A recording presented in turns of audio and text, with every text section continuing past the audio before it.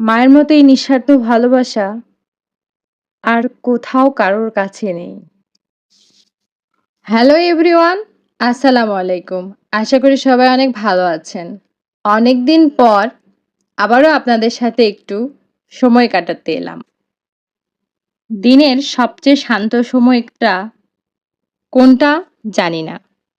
তবে মা রান্না করার সময়টুকু আমার কাছে অন্যরকম লাগে।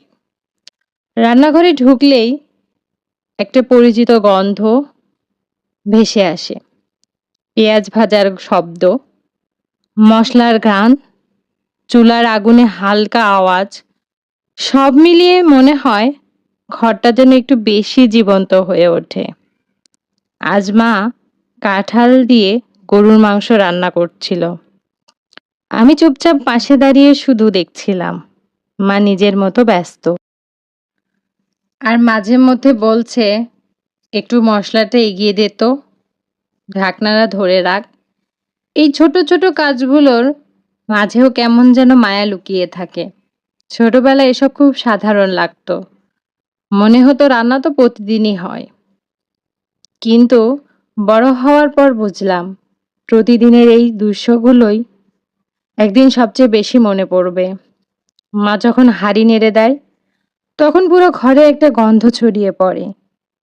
সেই গন্ধের ভিতরেই যেন শৈশব লুকিয়ে আছে।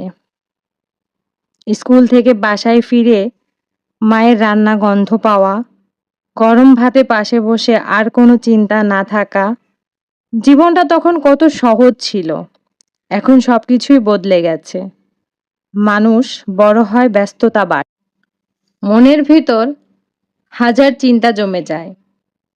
তবুও মা রান্না করলে কেন জানি মনে হয় আমি এখনো সেই ছোট্ট মানুষটাই আছি। মা মাঝে মাঝে জিজ্ঞেস করে, খিদে লেগেছে? এই কথাগুলো শুনতে খুব সাধারণ, কিন্তু পৃথিবীর আর কেউ এমনভাবে খোঁজ নেয় না।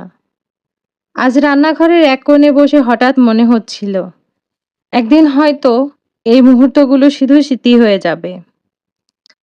এই রান্নাঘর, এই গন্ধ, মায়ের ব্যস্ত হয়ে রান্না করা সবকিছু হয়তো একদিন খুব মিস করব।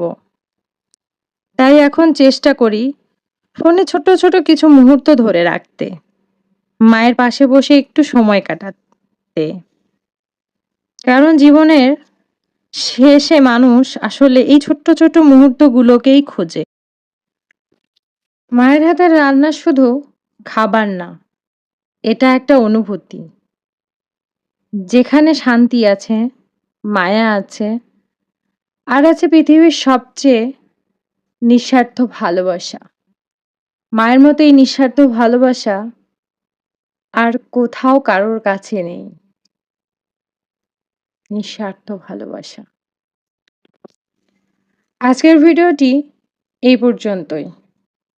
ইনশাল্লাহ দেখা হবে নতুন কোনো ভিডিওতে। ততক্ষণ সবাই ভালো থাকবেন, সুস্থ থাকবেন। আর ভিডিওটি ভালো লাগলে অবশ্যই লাইক, কমেন্ট, শেয়ার করবেন। আল্লাহ হাফেজ।